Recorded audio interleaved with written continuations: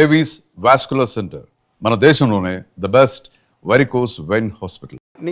తర్వాత ఎవరు పబ్లిక్ ఫిగర్స్గా మీరు మారిన తర్వాత మీ మీద బోల్డ్ ఎనాలిసిస్లు వస్తాయి, మీ ప్రొఫెషన్ మీద బోల్డ్ ఎనాలిసిస్లు వస్తాయి, క్రిటిక్స్, గొడవ, గందరగోళం. ఇళ్లలో కూర్చున్న మామూలు సాదాసీదా మనుషులు కూడా తనకెళ్ళి బట్టి బాగానే చేస్తాడు కనరా, బట్ ఎక్కువ రెగ్యులర్గా సినిమాల్లో ఉండే ఏదో వాళ్ళ వ్యాఖ్యానం వాళ్ళది ఏదో ఉంటుంది.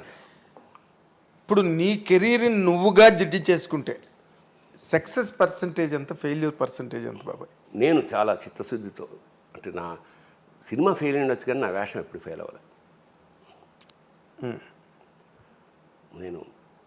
నేను ఏది చేసినా నా సిన్స్ 25 ఈ సినిమా అమ్మాయి ఏంట్రా ఈ లోపలికి ముందు ఒప్పుకునే ముందే ఆలోచించుకోవాలి తప్ప లోపలికి వెళ్ళాక నేను ఫస్ట్ స్క్రిప్ట్ చూస్తా, నేనేమన్నా సహాయం చేయగలను యాజ్ రైటర్, అవసరమైతే చేస్తా. ఆ సినిమా ఏం బాగు అంటే ప్రొడ్యూసర్ అన్నదాత నాకు,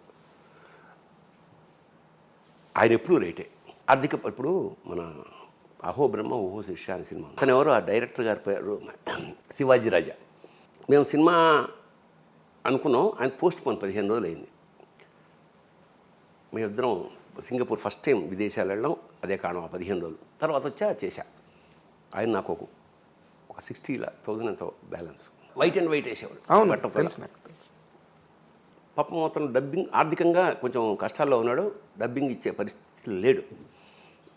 అప్పుడు మనం అప్కమింగ్ సరే నాకు అర్థమైపోయింది. నేను ఫోన్ చేశాను గోపాలకృష్ణ గారు, నేను డబ్బింగ్ చెప్పేస్తాను సార్, ఎప్పుడు వస్తారు సార్, కారు కూడా పంపించలేని స్థితి, నేను ఆటోలో వెళ్ళిపోయా, మొత్తం డబ్బింగ్ చెప్పేశాను. సార్ మీకు ఎప్పుడు వస్తే అప్పుడు ఉన్నాను. ఆ తర్వాత నాకు తెలిసింది ఎప్పుడైనా కనపడ్డా సరే ఆ కృతజ్ఞత భారంతో అలా ఉంగిపోతుండేవాడు. సార్ చిన్న విషయం సార్, మీకు అతను ఇవ్వలేకపోయాడా, తిరువీధి గోపాలకృష్ణ అతను ఇవ్వలేకపోయడం విషయం పక్కన పెడితే ఆ కృతజ్ఞత మాత్రం అతను జీవితాంతం ప్రకటించాడు. ఎక్కడ వెళ్ళినా సరే అది పెద్ద విషయం కూడా కాదు అప్పుడు. కానీ అతనికి ఎక్కువ కదా, నేను డబ్బింగ్ చెప్పను డబ్బులు ఇస్తేనే కానీ అదొక నరకం అయిపోయింది కదా అతను. చాలా జరుగుతాయి.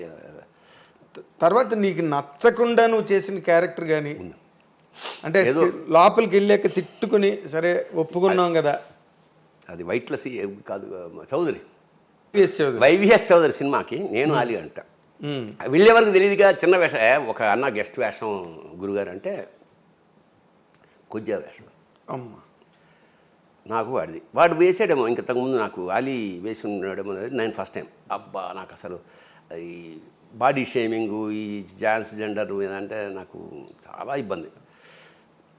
ఇది ఎందుకయ్యా అంటే లేదు సార్, ఒక్క సీనే పెద్ద ఒక బిట్టు ఇంత చేస్తే, ఒక బిట్టు ఇద్దరు దొంగ మీద కూర్చొని ఏదో మొత్తానికి ఏం కామెడీ వెళ్ళిందో నా శార్థం ఏం తెలియదు. కానీ ఒక ఆవిడే మహా అయితే ఆవిడే అయిపోయింది, బుట్టు జడలు లిప్స్టిక్లు వికిలిగా ఉంది. సరే మొత్తానికి అయిపోయింది, వచ్చేసాం. అదే నా జీవితంలో ఇంకా ఫోన్లు అడుక్కు తింటున్నావా, ఆ వేషం వేయకపోతే వేయాలా, ఎంతగా కుట్ట ఒకటి కాదు, అప్రిషియేషన్స్ ఎన్ని వచ్చినా ఈ బూతులు తిట్టారు నన్ను. ఐ కాంట్ సే, ఎందుకంటే కమిట్ సినిమా లోపలికి వెళ్ళే ముందే రిజెక్షన్ ఏమైనా చేస్తే చేయాలి తప్ప ఒక్కసారి సెట్లోకి అడుగు పెట్టాక నో డిస్కషన్. వాడు ఏం చెప్తే అదే వాళ్ళు అంటే ముందే తెలియదు కదా మాకు. ఇప్పుడు ఎట్లా వచ్చిందంటే మనకున్న స్నేహానికైతేనే చనువుకి ఏదో రాగానే బాస్ ఏదో చేయండి, మీరు బెటర్మెంట్ చేయండి ఇలా అంటారు తప్ప ఈ వేషం ఊహించంగా. అవును. ఇప్పుడు మిథునంకి ఇప్పుడు మీరు డైరెక్టర్గా స్టేజ్ మీద ప్రయోక్త, మీరు రంగస్థల ప్రయోక్త, లేదా తల్లవజ్జల సుందరం గారి ప్రయోక్త అయితే మీరు నటుడు, ఏదో మొత్తానికి ఆ దాంట్లో మీకైతే ప్రవేశం అయితే ఉంది రంగస్థలం కాలం నుంచి. కానీ మిథునం మీద ఎందుకు మీరు ల్యాండ్ అయ్యారు, అటువంటి కథ ఎందుకు తీసుకున్నారు, దానివల్ల మీకు ఏం లబ్ధి చేకూరింది చెప్పండి కెరీర్కి? చెప్తా. ఈ సినిమా ఎక్స్పెరిమెంట్ చేయడం నాటకాల్లో అయితే సినిమాలు నాకు ఇష్టం. మనం అనుకున్నంత మనం పీజీ డిప్లొమా థియేటర్ ఆర్ట్స్ చేసాం, అందులో సరీలజాలు అవన్నీ ఉన్నాయి, ఎక్కడ సినిమాల్లో కనపడవే, సింబాలికంగా చేయడం ఏమేమి ఉండవే, ఎంతసేపు అని నాకు ఒక దుగ్ధం ఉండి, మనకి ఎలాగ సినిమాలు ఎవరు ఇవ్వడు కాబట్టి షార్ట్ ఫిల్మ్స్ చేద్దాం మన కోసం నా ప్రొడక్షన్ అని నేనే వికల్ప అనే సంస్థ పెట్టి మా తమ్ముడు ప్రొడ్యూసర్గా ఫస్ట్ సిరా ఇంక్, అది 1,00,000 అనుకుంటే 3 లక్షలు అయింది. అలా ఉంటుందన్నమాట. అంటే మనం 30 లక్షలు పెడితే 1 కోటి రూపాయలు అయ్యేదన్నమాట. అంతే, మనకు లెక్కలు లేవు. ఆ సినిమా ఇంటర్నేషనల్ అవార్డ్స్ రావడం చాలా ఒక విధంగా first surrealistic cinema in India. Telugu కాదు, ఇండియా. రెండోది నాకు గుర్తుంది, ఎవరో మన నో స్మోకింగ్ అనే ఒక సినిమా ఉంటుంది. అందులో చివరికి ఇలా అంటే వాడికి వేళ్ళు ఉండవు, సంథింగ్ లేదు. చాలా అవార్డ్స్ వచ్చాయి కొత్తగా, చాలా ఆశ్చర్యపోయే ఒక విధమైన ఒక కుదుపు. ఇంటర్నేషనల్ అవార్డ్స్ వచ్చాయి. నేను 2008లో ముంబై ఫిల్మ్ ఫెస్టివల్కి వెళ్ళా. నాది ఉంది అందులో short film. Best debut director ₹1,00,000, Nandita Das award, పెద్ద పెద్ద మహానుభావులు ఆర్ట్ చోట్ల. అది ఉత్సాహం ఇచ్చేసి నెక్స్ట్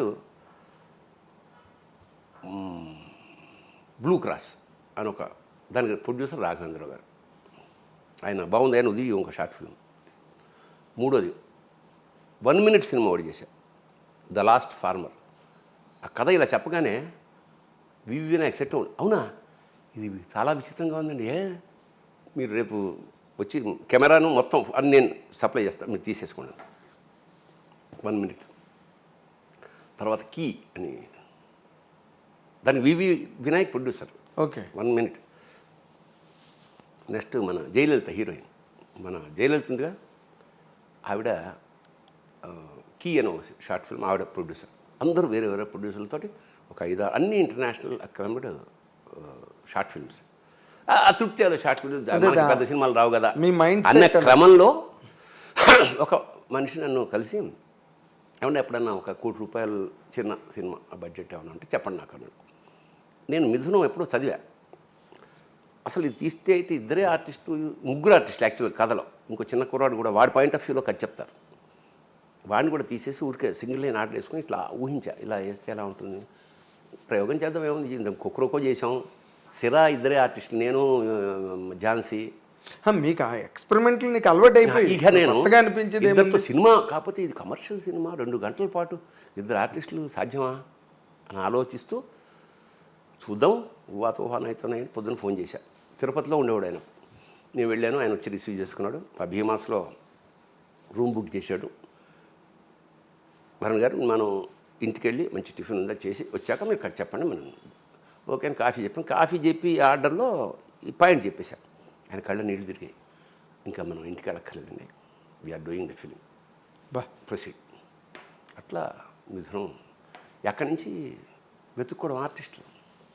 నేను ఒకటి మాత్రం చాలా 24/7 1 ఇయర్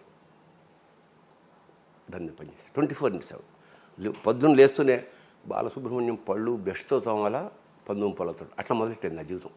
అదే నాకు అర్థమైంది ఏమిటంటే 24/7 ఎవరు పని చేసినా బట్ రాజమౌళి అవుతాడు. ఇన్విటబుల్గా కష్టపడాలి. మైకిల్ ఏంజెలోని అబ్బా ఎట్లా అండి, హౌ కెన్ యూ డూ అంటే, నాలా ఎవడు పని చేసినా మైకిల్ ఏంజెలో అవుతాడు అని చెప్పాడు. అంత కష్టపడాలి, అఖండమైన ఇక మొత్తానికి.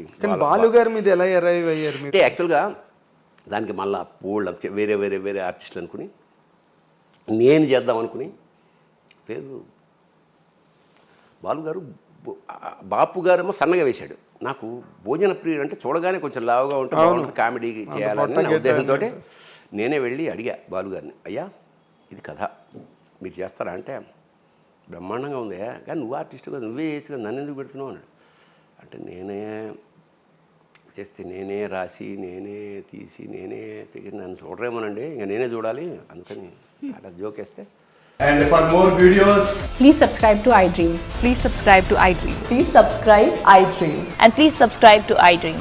For more videos, subscribe to iDream.